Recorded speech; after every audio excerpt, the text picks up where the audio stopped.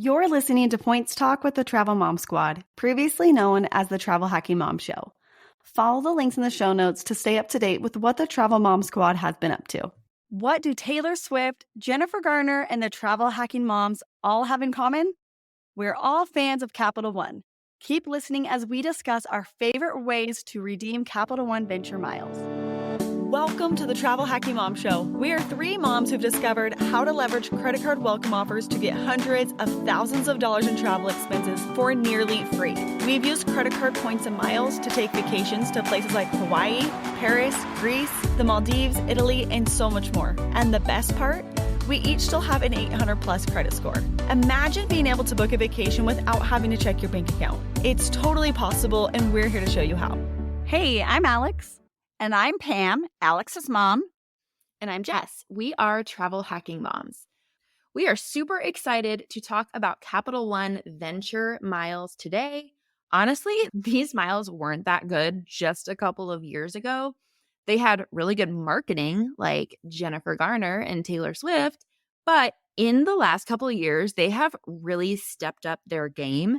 A couple of years ago, they improved the transfer ratio for their miles. So you used to not be able to transfer them one-to-one to their transfer partners, which made them a lot less valuable. And they added a bunch of airline transfer partners. And so it was almost like overnight, Capital One went from like no one in the points and mile space really ever talking about them much to all of a sudden their credit cards being incredibly valuable now that you could transfer one-to-one, and they added a ton of airline transfer partners at the same time. So I am going to kick it off by sort of just giving a quick rundown of the cards that earn Venture Miles or Spark Miles. Spark Miles are basically the business card equivalent of Venture Miles. There are 3 personal cards that earn Venture Miles. Those are the Capital One Venture One card. That is a no annual fee card. And then there's the Capital One Venture card, which is probably the one that you are all most familiar with. And then there's the more newbie to the group, and that is the Capital One Venture X. That's one of our favorite cards. We're going to get into that one in a little more detail later. Then there are 3 business cards. So there's a new Venture X business card that is currently invitation only. We have not heard if or when it's going to be publicly available, but it's on our radar to pay attention to. Then there's the Spark Miles for Business and the Spark Miles Select for Business. So here's the deal with Capital One business cards. They count towards 524, the Chase 524 rule. If you are new and you don't know what that means, it is basically Chase's rule that they will deny you if you have been approved for 5 or more cards from any bank in the past 24 months. Normally, business cards don't count, but with Capital One, they do. So if you don't hear us talk about Capital One business cards very often, that is why. The business cards honestly don't have that great of welcome offers considering they count towards 524. So I would rather have a Chase Ink Preferred that's going to get me 100,000 Chase points and not count towards 524 versus a Capital One business card that's only going to get me 50,000 Capital One miles and is going to count towards 524. So that's why we don't really talk about them very much. I don't think any of us have a Capital One business card. No, I don't. Me either. So that is why. And then there's also a couple of cash back cards. There is the Saver card and the Spark Cash Plus. These are cash back cards, but the cash back can be converted to Venture Miles if you have one of those other cards like the Venture X or the Venture. They're kind of like the Capital One equivalent of the Chase Freedom Unlimited and Freedom Flex. Like those cards are only cashback cards unless you have a Sapphire Preferred or a Reserve, then you can convert them. Same sort of deal with Capital One.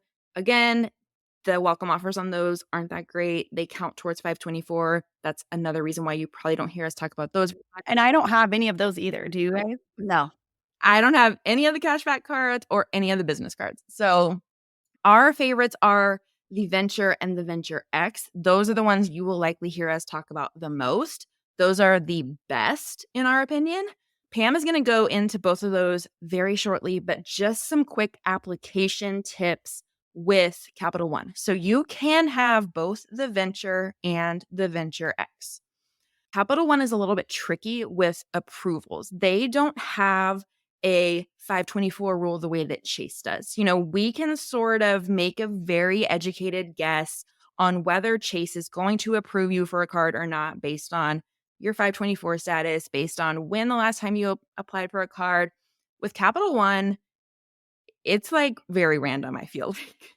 And so they seem to be inquiry sensitive to cards that you have opened in the past 6 months. There's no hard and fast rule. This is just something that we've observed.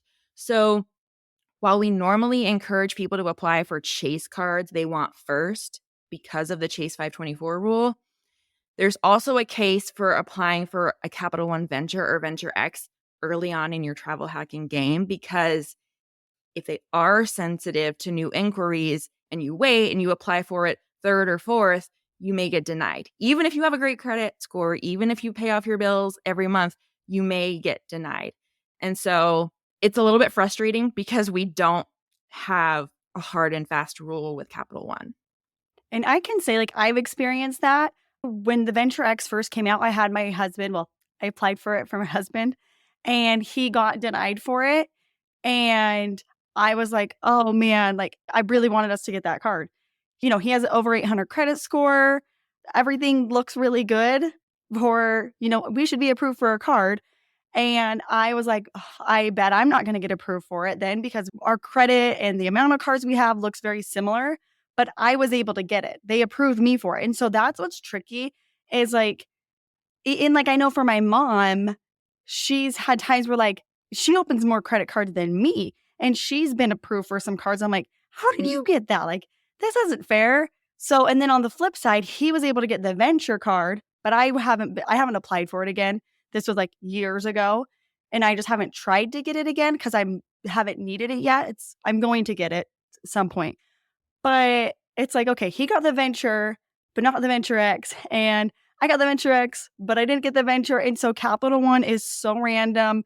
And we do get a lot of messages from people who are like, I just got denied for a Venture card. Like, what do I do? And they're really stressed about it. Like, I just want to like bring this up because I feel like people get a denial and they feel like the world is crashing down on them, or it's like the worst possible thing can happen. And while it's like a bummer, it's not going to be like a terrible thing for your credit if you have a denial. Like, it is okay. And so if you decide to go for Capital One and you've opened a bunch of cards, like, you could still totally get it. Like, I got the Venture X and I've been opening a bunch of cards. It's just the unpredictability is a little hard. Like, people will ask, here's kind of what's going on. Do you think I'll be able to get it? And I'm always like, I really don't know. They are so unpredictable. The only way you're going to know is if you apply and just see what happens. And if you get denied, it's totally okay. You just wait a little while. Like, Mom, you have experience with that, right? You tried a few times to get a Venture card. Oh, completely. And in fact, your dad got the Venture X. I've never gotten it. Exactly the same story that you have. Then I got the Venture card and he didn't get that. And that is the most recent card he has. So he is now holding the Venture X and the Venture. And I'm feeling kind of risky. So I think it's about time for me to go after the Venture X now again. And I just say always, they are so quirky. That's what I say about them. They're quirky. You can't figure it out. If you're in this game, you will get denials. In fact, I've been going through some denials on Chase business cards, and I'm losing my head over that. So, it just happens.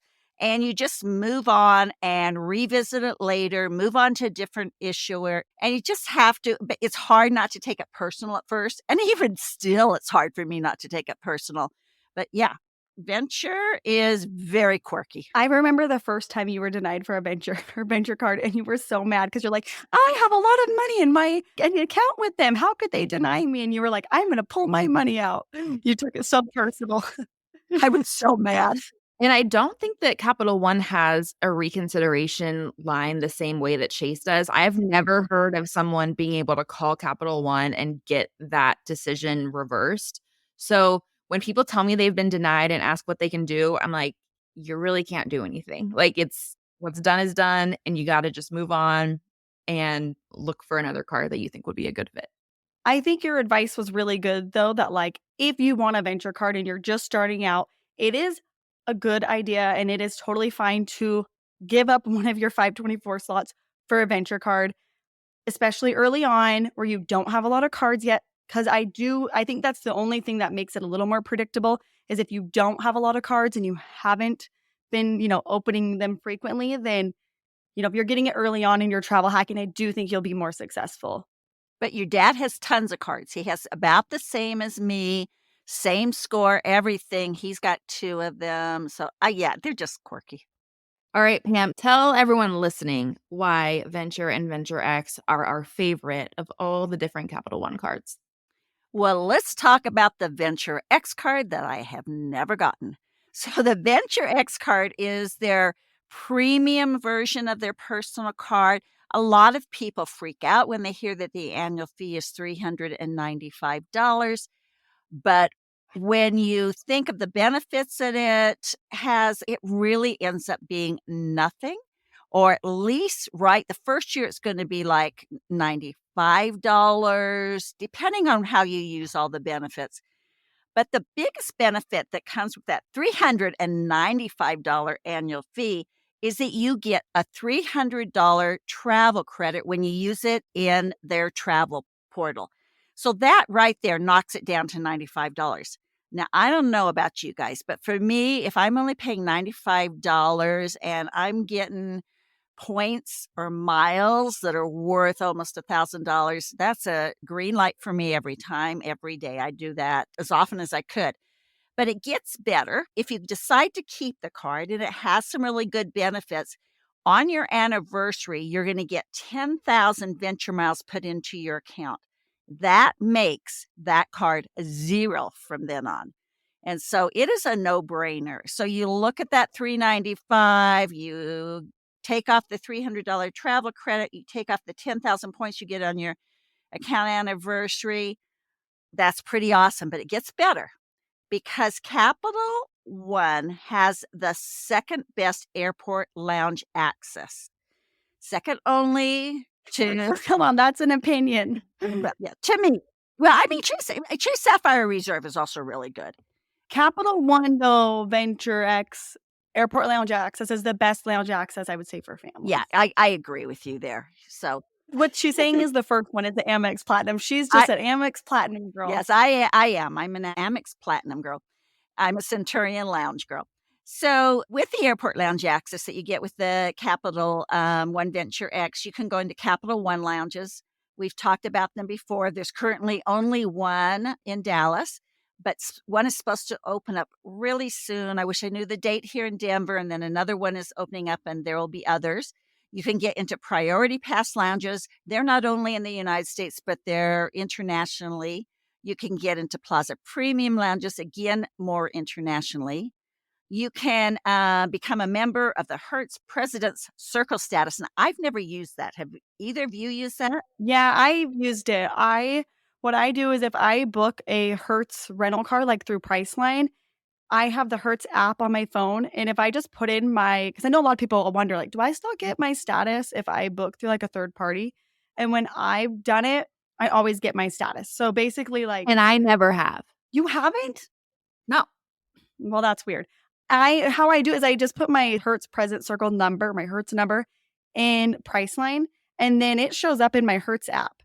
And like, I don't have to go to the counter. I just go to like in the parking garage area, like their little booth there. I get my keys, I go. So it's worked for me, but I do agree that it doesn't work. Like it can be hit and miss. I've had really good success though. Yeah, I think it also has to do with the class of car you book, and I'm assuming for your family, you're booking bigger cars. Yeah, and so so that's why. So I think you have to book an intermediate or above to have them honor your status.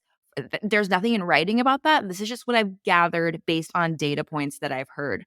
I personally only use the Hertz President Circle as a means to matching to Avis preferred status. And then I use my Avis preferred status because I find Hertz to be way too expensive and I can book Avis through Costco Travel. So I will book Avis through Costco Travel. I have my Avis preferred status that I matched from Hertz. And Costco Travel has always honored my Avis preferred status. So I do find it valuable for that, for being able to status match. You know what? And I also am like, because I always get a minivan, I'm not like looking for an upgrade.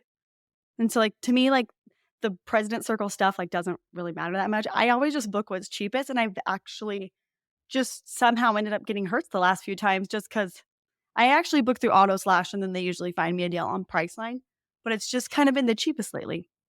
Rental car status is 100% for me about being able to skip the line. Oh, yeah. And just go straight to your car. Yeah. Like, I'm the same way. I don't really care what type of car I get. I just don't want to stand in the line. Yeah, I agree. Well, you guys have me really excited because I just booked on Priceline today for an SUV for an upcoming Hawaii trip. And I'm going back in there and add my Hertz number, and we will check this out. Because, yeah, that's the worst is to stand in line waiting for your car. And especially when you go to Hawaii, it seems like the lines are ridiculous. So I will check that out. Just download the Hertz app and then you can find your car. Like you can find your reservation in the Hertz app. Awesome. Again, Pam learned something on this podcast. So, okay, so there's still a couple other things that when you have the Venture X card, you will get a statement credit for global entry or TSA pre-check. So even that first year, if you use that and you use that $300 travel credit, you're paying nothing for the card. And then a really huge, great benefit is that it has primary rental coverage. So I will be taking that card with us when we go to Hawaii, and we haven't had to pay for the car yet, but that's what I'll be putting on it. So it's just a really, really good card. I can't wait till I get it one of these days. It is probably the personal card on my list. And since my husband just got his second venture card, I think I'm ready to apply again. So the second personal card is just the venture card. It comes with a $95 annual fee. That's the one that my husband just got approved for. We are almost through meet minimum spend on it. And it comes with a statement credit for global entry or TSA pre-check. So that virtually makes that card free if you use that the first year. One of the things I really like about my venture cards is that they earn a flat 2 times on all purchases. Makes it so easy. If you're someone who doesn't wanna think about category spends and what card are you gonna use for this, and what card are you gonna use for groceries, and what card should I use for gas? Sometimes I just carry that with me when I don't wanna think about it. As I've said before, I don't get too caught up with what category spending because I'm usually trying to meet minimum spend on a new card. And so I just make sure I always have my Capital One or my husband's Capital One Venture X card in my wallet, and then it can become one of my go-to cards. I also really like it because it doesn't have foreign transaction fees, and it is probably the number one card that I use when I travel internationally. I also want to say that I think the Venture X, well, not for Pam since she can't get it yet, but for me and Alex, the Venture X is a keeper card. I will pay that $395 every single year for me and my husband. We both have the Venture X. I will pay that every single year. And if I had to choose between the Venture X and the Venture, I would choose the Venture X, no question, because the $300 annual travel credit, all right, that effectively makes it $95 annual fee, exact same as the regular Venture. 10,000 bonus points, that's at least $100 right there. And it comes with so many more protections. The Venture X does not have the primary car rental insurance. The Venture X doesn't have cell phone protection. The Venture X doesn't have trip cancellation. You mean the Venture?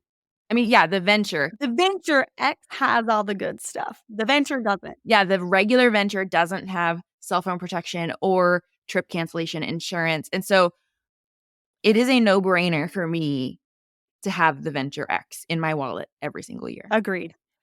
Just can you cancel it and reapply, though? Would you do that at some point so that you could get the bonus again? Yeah, well, here's the deal. Like we talked about, they're a little bit weird with their approvals. Right.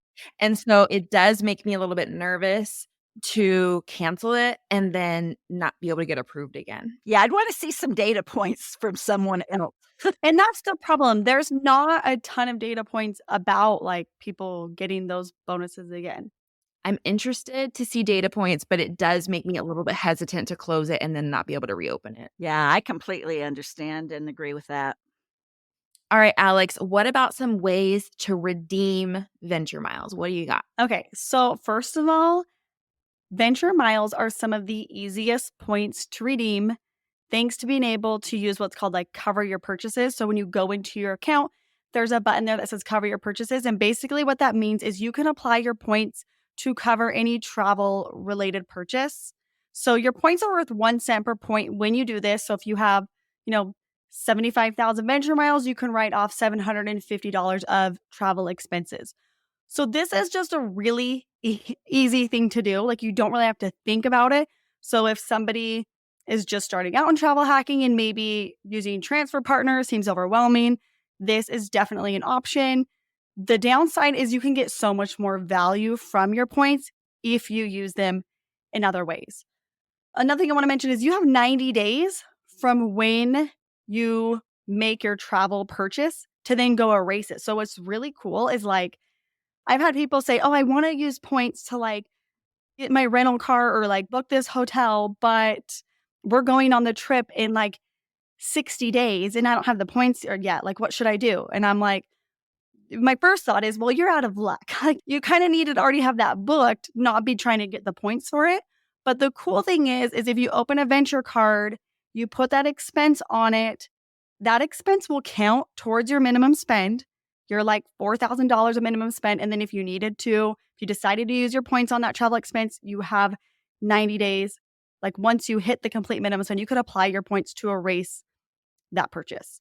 So that's pretty cool for like last minute travel. This is also a really good option if you want to buy Disneyland tickets. You just want to make sure you buy them from like a travel agency like Getaway Today, because if you buy them from Disneyland, they're not going to code as travel. They'll code as entertainment. This is a good option if you want to book cruises, if you're more of an Airbnb, VRBO type of traveler, and just other things that you can't typically use points for. That's a good way. That's like what you can use the cover your purchases for. So I know some people like, how us three, we're trying to like maximize our points. So like, okay, I'm going to save my venture miles for like a business class flight.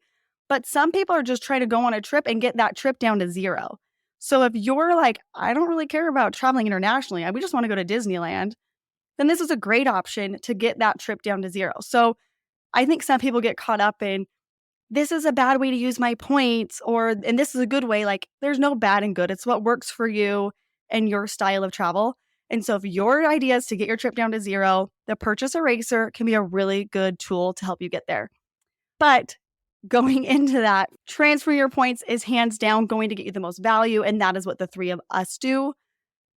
But, our goals are to travel in business class and go internationally. So just do what works for you. This is where Pam says you do you. Exactly.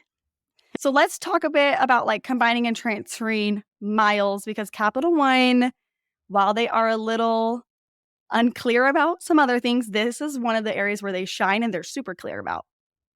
Yeah. So Capital One is probably the most generous bank when it comes to combining your points with someone else, transferring your points to someone else. So you can transfer or combine venture miles with anyone else who has a card that earns venture miles. And so it doesn't, like with Chase, it can only be someone that lives in your household. That is not the case with Capital One. I could transfer my points to Alex. I could transfer my points to Pam. Yeah, you can do anyone. And there is no limit to how many you can transfer. So I could transfer 100,000 points to Alex. Pam could transfer 500,000 venture miles to me. So there is no cap and you can transfer it to anyone. The only, I'm going to say downside, it's really just more of like a headache. You have to call to do it. You can't do it online. And so I have done it and it is super, super easy. I just called the number on the back of my Venture X card and my husband sent me his miles. We did have to both be on the phone for that. And so I just called them on speakerphone on my phone and we did it. The call took less than 5 minutes. So it's really easy, but just like one little extra step in there. But it's worth it to be able to combine those points or transfer those points to someone else and have no cap and no fee to do so. Okay, let's go on now talking about our favorite ways that we have used our venture miles. So let's start with the international business class flights. Like I said, that's how the three of us primarily like to use our venture miles. It would work amazingly well for international economy flights too. So if economy is your thing and you're like, I wanted my points to stretch further, really, really great option for international economy flights. So one of my favorite ways I've used my venture miles was when my mom and I went to Paris last October. We flew from JFK to Frankfurt, and I flew in business class. It was 87,000 miles one way. And from there, we just took a cheap flight to Paris. So that was an amazing flight. And yeah, one of my favorite ways I've used my venture miles. What about you, Jess? Mine is hands down Turkish Airlines business class for 45,000 miles each way. Cannot be beat. That's insane. Like that just blows mine out of the water because mine is kind of expensive. Yeah, I mean, it's a little bit trickier to find those promotional business class flights on Turkish, but Turkish is an incredibly valuable just frequent flyer program. And that was one of the ones that Capital One added to their transfer partners a couple of years ago, which people were like, wow, not only can you transfer one to one, you can now transfer to Turkish. Like, that's huge. So, yeah, I booked a round trip flight from Houston to Athens for 90,000 Turkish Airlines miles in business class total. So 45,000 each way. I transferred those from Capital One and I got an amazing value for my points by doing that. And we've all done the Turkish Airlines business class, and it is so good. Yeah. Like one of my favorites. I'm doing it again in October for my trip to Istanbul. I'm going to Istanbul this time. So I'm flying Houston to Istanbul on Turkish, and it was 45,000 miles. What about you, Pam? Yeah, I've been looking at those, here and there, and as long as you look quite a ways out, Okay. you've gotta look like almost a year out. I've seen several times where it's 45K. I'm just like, I just need to pull the plug on another trip and just decide that that's what I'm gonna do. So, yeah, it's pretty amazing. So you had a pretty big stash then. Well, crazy thing is I've never used Venture Miles until last week. So my husband and I both had Capital One Venture Miles, never have used them, just waiting for that right thing to do. And all of a sudden, we had booked a trip for next spring to Kenya, where we're staying at a JW Marriott that is phenomenal. I've talked about it, I think, on our Facebook group. I'm sure I'll be doing a podcast when we get back. And so we need to get to Nairobi. So I'm looking and I'm looking, I'm trying to figure out how are we going to do this? I'm looking at lots of different ways. And all of a sudden I find that we can travel from JFK on Air France, stop over in Paris onto Nairobi in business class. So I used both of our stash of miles to make that happen. I mean, it wasn't cheap. It was 95K each, but usually when you're going that far, like Africa, you figure that you're gonna have to pay more. It's not like I'm booking this super far out. It's pretty far out, but I was really excited about it, and now I need to get some more Capital One Venture miles. My husband, we're almost through with his spend, and so he's gonna get 75K. If they are so kind as to give me the Venture X, I'll get 75K again. So, yeah, I'm excited about that way of using my Venture miles that I've held on to for so long. Okay, so let's kind of move on now to another way that we've used them for US domestic flights. So Capital One doesn't have a whole lot of transfer partners that are US based airlines. But what you can do is you can book domestic flights through some of their other airline partners. So we're going to kind of explain how that works in a little more detail by using airline alliances. So, Mom, why don't you go ahead and share first how you've used Capital One to book domestic flights? There's a kind of a complicated, a little harder way to get to Hawaii, and primarily from the East Coast. Now, I did this both times from Denver, so I didn't have to be exactly on the East Coast. But you can transfer your points into Turkish miles, and you won't believe the cost of this, but my sister and I did it.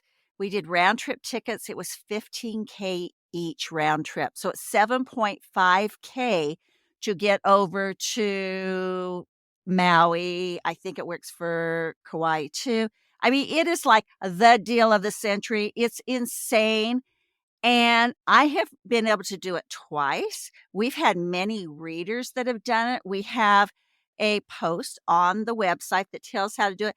But my disclaimer is this: I've tried to do it this year and I haven't had luck. So I don't know if it's becoming harder or if I'm just picking the bad dates. So if anybody listening has done this recently, please let me know so that I can get excited about it again, because it really is the most incredible deal. I know we had some readers there. I think there were 6 of them that did it, and she did it. So she did it over one sign-up bonus. She was able to take her parents and 2 children and her husband and herself. And we've got that post on our website too. So it can be done. Just don't expect it to be easy. Did you say that it was on United Airlines, the flight? Did we say that part? No, I don't think I said that. So you're not flying Turkish Airlines. You're flying a member of the Star Alliance because they're the same alliance. So actually it's on United Airlines. And the crazy thing is that if I'd gone and booked that flight, it would have been at least 45,000 or more round trip, and I only paid $15K. So it's pretty amazing. I've done it twice also, and it is amazing. You do need to pack your patience, though, when you're dealing with Turkish Airlines. And Yes. did you guys call them? And we'll put a link in the show notes to that blog post that you wrote, Mom, about how to do that. But remind me, emailing works best, right? I did not call them, no. It did for me. I looked up the flights. They were saver flights on United, had the numbers. Had this, and I think in our post we have a little sample letter that you can write. I copied that little letter and I sent it off to them. I sent it to 3 or 4 different booking offices. I heard back from a couple of them. It was back and forth, sending information, getting information, sending over copies of my credit card, of my driver's license, of my sister's driver's license. I mean, it was back and forth, but we did it. Pam, I don't know if I told you this, but I booked it a couple months ago and I was able to do it online. Really? So I don't know if they somehow updated their system now, but I booked it, I think it was 2 or 3 months ago, and I was able to do it online. So is it for one that's coming up or the one that you've? Yeah, no, we're going to Kauai in March for spring break, March 2024. Then it still works. So I did it for our flight home. So it's from Kauai to Houston for 7,500 miles per person. Yeah, that's crazy. Are you flying the red eye? Yes, and I'm scared. I'll send you all the good vibes. I couldn't pass it up, you know? I'm like, I know. like 7,000. I'd rather just be tired for a day or Go to the spa the next day. So speaking of Hawaii, another one of my favorite ways to use these miles, and it's a little bit less tricky than going through Turkish, and also I find the availability to be better, is you can fly from the West Coast to Hawaii for 13,000 British Airways Avios each way. I have had the best luck searching from LAX or San Jose. Those have been my 2 best options. You book it through British Airways, but you were actually either flying on American Airlines metal or Alaska Airlines metal. While it's not 7,500, 13,000 Avios each way is still a steal. So I just did that for my most recent trip I did Southwest. The one before that, we did the British Airways trick and we flew from Kauai to LA for 13,000 Avios. And then we just stayed overnight in LA. And the next morning we flew back to Houston. I've seen quite a bit of availability doing that out of San Francisco too. It is then on Alaska Airlines. And honestly, for me, it's like if I try to do Turkish next time and I can't do it online, I'm jumping over to that British Airways deal because it's not that much more. It's very affordable and it's way easier to do and book. So anyway, I think even someone from the East Coast taking a positioning flight to the West Coast, it's such a long day of travel. If you're traveling from the East Coast, you almost want to spend the night anyway. That I think I'd just go to LAX, spend the night there, maybe go to the beach and stuff, and then continue on to Hawaii. Agree. Okay, I realize we were talking about domestic flights. Mine's not domestic, but it is an airline alliance option. So I'm based out of Salt Lake. Delta's a hub here. Delta has some ridiculous pricing sometimes. And especially sometimes when I've looked at flights to Cancun, I actually have a trip coming up with Jess in September.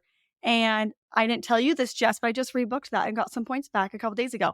So there's another tidbit of information is always check back and rebook. That's my second time rebooking that flight and getting a points refunded back to me. So I actually booked our flight with Jess directly on Delta, but I found some flights that I could book on Virgin Atlantic. I would be on a Delta flight, but booking through Virgin Atlantic, and they charge just $25,000 round trip for that same flight. The flight I booked is on Delta because I already had a bunch of Delta miles. So I was like, well, I'll just do this for now since I have the miles. And it's $35,000. Like since I rebooked it, I got it down to $35,000. But if you don't have Delta miles, like the nice thing about Virgin Atlantic is they are a transfer partner with all 4 major banks. And so it's really easy to get a lot of points. So if you're like me, you're based out of Salt Lake or a Delta hub, Virgin Atlantic and Air France are both really good options. And Capital One transfers to Air France too. So those are both really good options if you're wanting to book either domestic flights or if you're wanting any like Delta operated flight, like to Cancun or Cabo, anywhere like that, to try to find them for less points by looking through Virgin Atlantic or Air France. So I haven't done it yet, but when like I run low on my Delta miles, I'm kind of like, I'll just might as well use some of my Delta miles now because they're not incredibly valuable. I'd rather save my Capital One Venture miles for other things if I can just use my Delta miles. But if you don't have them, it's a really good option. All right. So what about hotel options, Alex? Have you redeemed any? I've never redeemed Capital One miles for lodging. Either like I haven't either. But there are some good options. Like one of their transfer partners is Wyndham Rewards. And this is something that my mom and I have talked about, like maybe trying out sometimes because there's some really nice options. You can book Vacasa vacation rentals through Wyndham Rewards. And they're really cheap. They start at 15,000 points a night per bedroom. So what's really cool is you can sometimes find some 1 bedrooms that will sleep 6 or more people because they'll have like a loft area or something else. Like there's enough room for that many people, but it's technically listed as a 1 bedroom. So you're only paying the 15,000 points. If you want to get a 2 bedroom, you're going to be looking at spending 30,000 points. So for each additional bedroom, it goes up 15,000 points. So there's some nice options in Hawaii that I've seen. Vacasa vacation rentals aren't like everywhere. It's not like Airbnb where you can literally find one anywhere, but there's some really good options. And I feel like I know we had a listener that used Vacasa for a really nice place in Costa Rica. And so it's a really nice option for families, or if you want to be able to have a kitchen, have a little more space, I would definitely look into that. And I know that's something that's kind of been on our radar. I just am kind of a hotel person.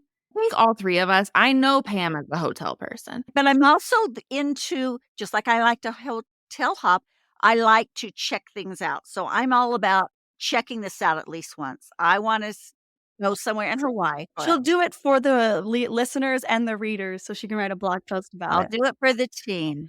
Yeah. Yeah. And then also Choice Hotels is another option. I actually have used Choice points before. I prefer, if I have City points, I prefer to transfer from City because City transfers 1 to 2 to Choice. So like 5,000 City points would be 10,000 Choice points, whereas with Capital One, it's just 1 to 1.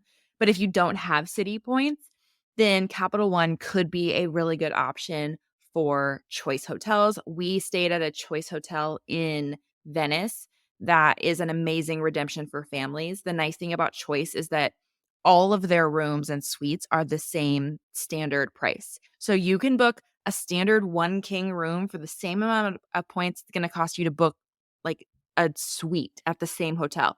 And so we booked a suite in Venice using Choice points for super cheap. So especially internationally, Choice is a really good option for lodging. And then the last option I wanted to bring up really quickly is Virgin Red is also a transfer partner of Capital One. And with Virgin Red, you can book Virgin Voyages. This is their cruise line. And the key here is like the cruises aren't always available to book on points. They kind of come and go. But when they have them available, they can have some really, really good rates. So like we have one listener who just like a couple weeks ago, I guess it'd be like a month ago by the time this airs, but she booked a cruise that was going to be stopping in Greece and Croatia for 7 nights for 80,000 points total for the two of them, which is just like kind of unreal that you can book a 7-night cruise in Europe for 2 people for 80,000 points. And these rooms that you book on the points, from what I understand, like they weren't just like, oh, here's like the closet. These were rooms that like had a balcony, like the ocean view balconies and stuff. So I think that sounds really awesome. Again, I'm not a cruiser. I've actually never been on one, but I think it'd be really cool to try that out sometime. The other thing too is these are adults only cruises. So if that's kind of your vibe and you're like, I want to leave the kids at home and go relax on our cruise, that could be a really economical way to do it. You just, like I said before, they're not always available to book with points. You know, I was reading about them. I'm really intrigued. I've got a husband who says he will never go on a cruise again. But the next time a deal comes out, I do want to book one. I have to find someone to go with me. But as I was looking at it, it's like they're all inclusives, even to tipping. And usually, if you go on a cruise, tipping can be kind of spendy. And so it really is a good deal. And so I am happy to take one for the team and do that the next time one comes up, and then I can report back. So you're going to be doing your Vacasa vacation rental and your cruise. Oh, I take one for the team all the time. It's a hard life. What a tough thing to take for the team. I've got to go get an amazing vacation rental somewhere. And now I have to go on a fancy cruise. Exactly. Well, we hope that you've all learned more about Venture Miles, how to earn and how to redeem them. In our opinion, they are some of the easiest and most beginner-friendly cards, as you earn 2 times on all of your purchases. You don't even have to worry about maximizing your category spends. If you're interested in opening a Capital One Venture card, we've included links to both the Venture X and the Venture in the show notes. If you enjoyed this episode, please share this podcast with your friends and leave a review. We appreciate it so much. Thanks so much for listening to the Travel Hacking Mom Show. Make sure to hit the subscribe or follow button from wherever you're listening so you never miss an episode. Want to start jet setting even faster? Follow the links in the show notes to learn about everything we discussed in today's episode. And to stay connected and follow along, follow us on Instagram at Travel Hacking Mom. We can't wait to see where in the world points and miles take you.